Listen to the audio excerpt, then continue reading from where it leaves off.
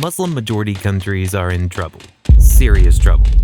Of the 48 Muslim-majority countries in the world, if we exclude those rich in fossil resources, almost all the remaining ones are very poor. There are exceptions, like Turkey and Malaysia, which are not poor, but they are not exactly rich either. Muslim countries without fossil resources have an average GDP per capita of $4,400, while the global average is $19,200. In other words, these countries are 4 times poorer than the rest of the world. But why? Many believe that Islam is the main reason, that it is a religion opposed to economic advancement and progress. But then, how can you explain that there was a time when the Muslim Middle East was the richest and most advanced region on the planet? In the year 1000, during the Middle Ages, when Europe was in its darkest period, the Muslim world represented 10% of global wealth. Baghdad had a population of nearly 1 million inhabitants, much more than any European city. In fact, the largest city in Europe at the time was Al-Andalus, what is now Córdoba, Spain, which was also Muslim. The truth is that the Muslim world was far more advanced than Europe in almost every aspect: economic, technological, and social. It was a time when science, mathematics, medicine, philosophy, art, and culture flourished in the Muslim world. Muslim countries were a superpower for over 500 years. So why did Europe become very rich, while this region, except for the fossil resource-rich countries, became very poor? What happened? Some believe that the Muslim world's decline was a consequence of European colonialism, but this region was already poor before colonialism. So, could Islam have been the reason that made this region flourish for centuries and then doomed it to poverty? The answer is no. Religion itself didn't cause the Muslim world's decline, but rather how religion influenced political decisions. And it was these political decisions that determined the economic development of these countries. In other words, the relationship between religion and politics was what shaped the fate of the Muslim world. Pay close attention, because I'm about to explain the theoretical framework that will help you understand what happened to Muslim countries, and understand why these countries seem to be condemned to poverty forever. The idea is as follows. In all societies, there are rulers. It doesn't matter if they're democracies, autocracies, monarchies, or theocracies, there are always rulers. And those rulers want to stay in power. So they need their subjects to follow them and accept their decisions. To achieve this, rulers have 2 options. One is the use of force, or rather the threat of using force. That is, people follow them and accept their decisions because they fear them. To enforce this, autocratic rulers use coercive agents such as the military, militias, police, and other security forces. The second option is legitimacy. That is, people follow them because they believe they are doing a good job as rulers.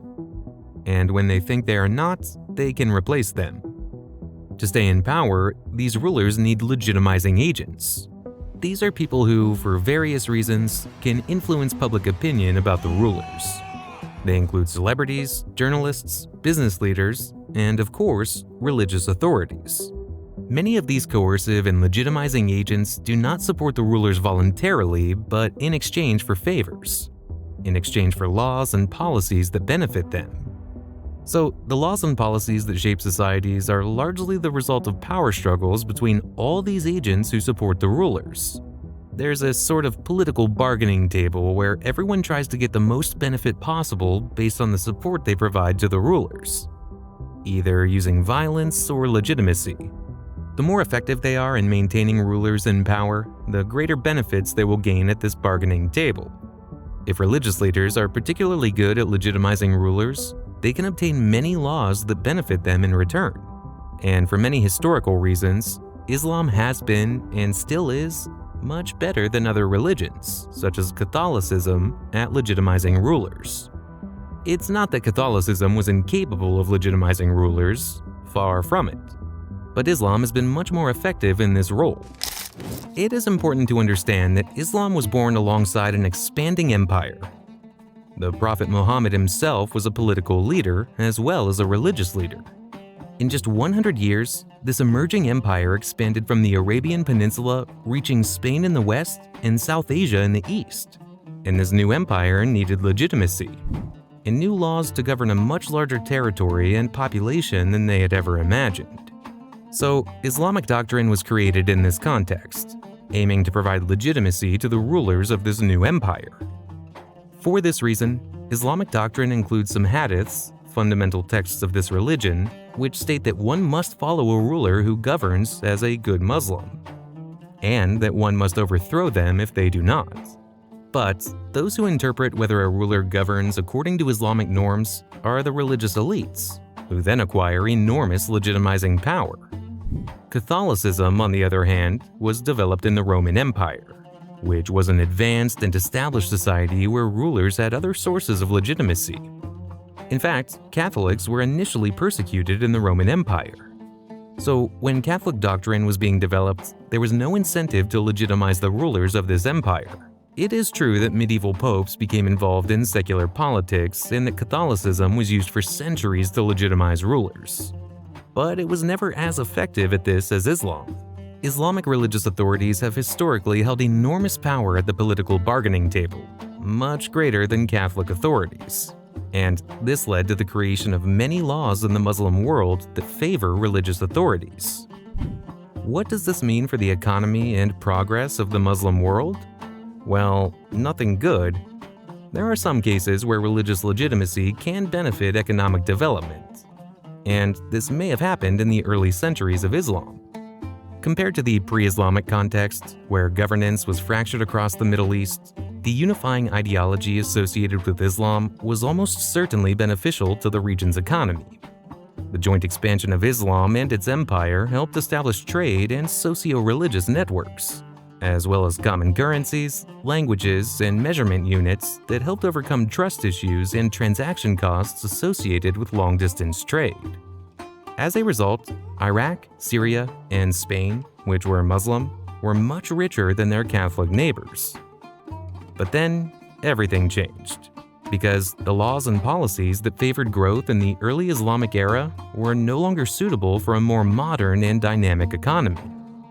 In the following centuries, the Muslim world fell behind due to policies pushed by religious elites that sought to benefit their own interests at the expense of the overall development and progress of society. The clearest example of this was the reaction in the Muslim world to the expansion of the printing press. The printing press was a true revolution and probably the most important invention of the last 1,000 years. It was invented in Germany around 1450, and by 1500, there were already hundreds of printing presses across Europe, producing over 8 million books. Catholicism not only accepted the printing press, but was, in the beginning, one of the main promoters of this new technology, as it allowed for the mass printing of the Bible. So, there were no major restrictions on the printing press in Europe, allowing for its rapid expansion. But in the Ottoman Empire, which was the dominant force in the Muslim world at that time, the printing press did not spread. On the contrary, in 1485, the printing press in Arabic characters, the script used in the Ottoman Empire, was banned. This prohibition lasted until the 18th century. In other words, the most important technological revolution in centuries was banned in the Muslim world for 250 years. Even when it was finally permitted, it remained strictly regulated. And this was not only in the Ottoman Empire, but other Islamic empires in South Asia banned the printing press too. The consequences of this were catastrophic for these regions. By the late 15th century, European literacy rates were around 40%, while in Muslim countries, they did not exceed 2%. The literacy rate in Turkey did not reach the same level as the Netherlands in 1650 until the 1960s. But why ban technology that has so many benefits and triggered a true revolution worldwide? Who benefited from this ban? The winners were Muslim religious authorities, who held a monopoly on the transmission of knowledge and all the advantages that came with this monopoly. The printing press would have allowed for much broader access to knowledge, which was a huge threat to these religious authorities, because their power was based precisely on being the only ones capable of interpreting whether a ruler governed according to Islamic norms. the democratization of knowledge would have taken away much of the power held by religious authorities. So, the sultans banned technology that would have greatly benefited their people just to protect the interests of religious authorities, who were key agents in ensuring their legitimacy and keeping them in power. In Europe, on the other hand, the expansion of the printing press was crucial to the Lutheran Reformation.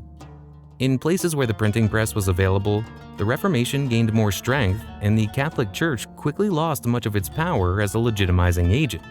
And this power was immediately absorbed by the economic elite, that is, merchants and entrepreneurs. And in these regions, new laws favoring economic growth were passed. In the Netherlands and Great Britain, hundreds of these laws and regulations were enacted regarding agriculture, infrastructure investment, industry, and trade. Laws that boosted economic prosperity in Northern Europe and ultimately paved the way for the beginning of the modern economy. In fact, most Catholic nations in Western Europe lagged behind in economic development when England and the Netherlands began their rise. Spain and Italy, for example, which were Catholic nations where the Church still held great power, fell far behind their Protestant neighbors, despite having had an advantage for centuries. But the ban on the printing press was not the only factor that explains the Muslim world's decline. Religious authorities in the Ottoman Empire managed to impose Islamic laws in commercial matters, and many of these laws remain in place today. For example, the restriction on private capital accumulation. This meant that businesses in the Muslim world have always been very small and have struggled to grow. In the 17th century, for example, 80% of businesses in the Muslim world had only 2 partners, and there were no large companies with hundreds of shareholders like the British East India Company. Property rights were never very clear. Written contracts were frequently broken, and there was no real enforcement.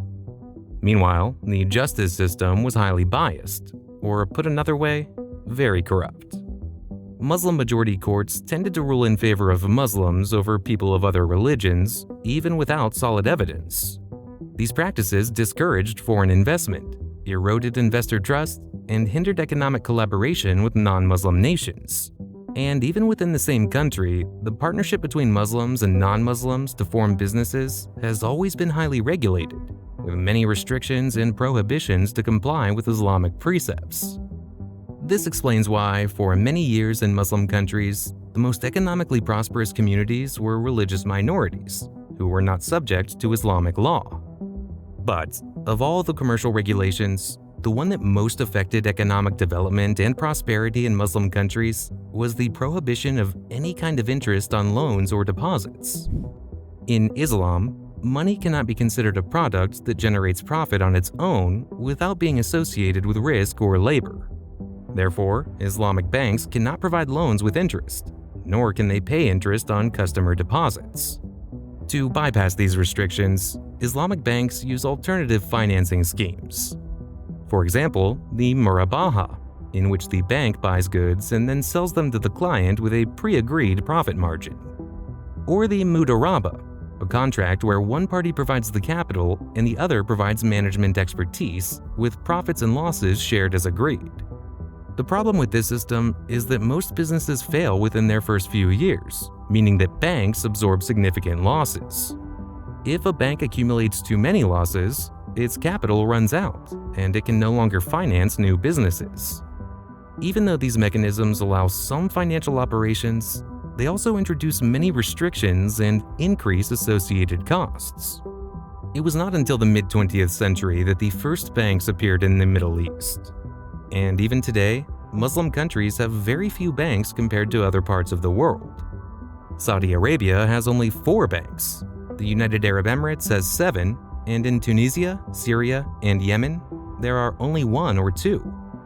Without a strong and modern banking system, Muslim-majority countries struggle to foster economic growth, attract investments, and maintain long-term financial stability. We also cannot ignore how the influence of religion on politics has shaped the type of education provided in Muslim-majority countries. In these countries, education is often focused on Islamic values and culture, neglecting much of the practical knowledge necessary for economic progress.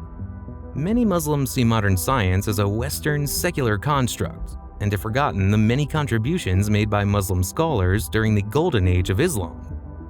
As a result, in Muslim countries, there are only 9 scientists, engineers, and technicians per 1,000 people, compared to a global average of 41 and 140 in the developed world.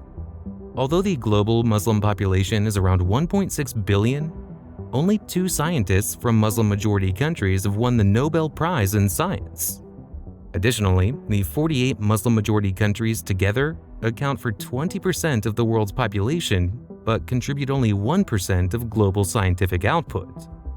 This alarming decline in scientific production and intellectual development has also contributed to the economic stagnation of the Muslim world. We must also highlight that in these countries, women have always been marginalized in education and therefore in the labor market. However, an unexpected and silent revolution seems to be happening for women in recent years that could help these countries break free from their structural poverty. Currently, most university students in the Muslim world are women, whereas they had traditionally been a minority in education. In Indonesia, the Muslim-majority country with the largest population, female university enrollment increased from 2% in 1970 to nearly 33% today. Meanwhile, male enrollment increased from 4% to 29% in the same period. In Saudi Arabia, 10 years ago, about 30% of women of university age were attending college. Today, 50% do, a higher percentage than in Mexico, China, Brazil, or India. This expansion of educational access for women is forming the talent base for the new workforce that the Muslim world desperately needs. And the numbers prove it. 50 million women have joined the labor force for the first time since the turn of the millennium in Muslim-majority countries. In 2000, there were about 100 million working women in the emerging markets of the Muslim world, but by 2015, that number had risen to nearly 155 million, a 50% increase in just 15 years. Today, working women represent 40% of the 450 million women in Muslim-majority economies. It is important to understand that while these changes are significant, religion still plays a massive role in the legitimacy of rulers in the Muslim world. For example, the rulers of the 3 largest economies in the region, Turkey, Iran, and Saudi Arabia, rely heavily on religious authorities as a key source of legitimacy. So, what does this mean for the future of these economies? Well, nothing good. In the short term, some of these countries will remain economically stable thanks to their vast oil and gas reserves. But the medium and long-term outlooks are not promising. The rise of alternative fuels is reducing the demand for fossil resources, while technological advancements are boosting production in other parts of the world. The reality is that Muslim countries have wasted much of the economic opportunities that came with the fossil fuel boom. And most resource-rich states in the Middle East still rely too much on oil and gas revenues. Furthermore, as these revenues decline, rulers will have less capacity to buy support through subsidies and bribes. And when that happens, they will most likely turn even more to religious leaders for legitimacy. This means that the people who could push for laws that promote long-term economic growth will be further excluded from the political bargaining table. For the sake of the people in these countries, let's hope we are wrong and that they finally manage to separate politics from religion. That's it for today's video. If you enjoyed it, don't forget to watch the next one.